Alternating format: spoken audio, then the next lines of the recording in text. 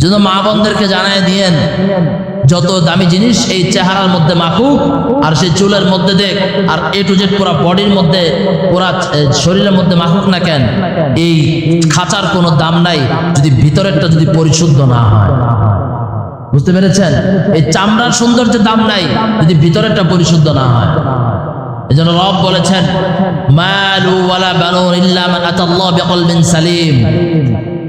এই মানুষ, মনে রাখো, মনে রাখো, তোমার এই সম্পদ আর তোমার এই সন্তান সন্ততির কোনো দাম পরকালে আমার কাছে নেই।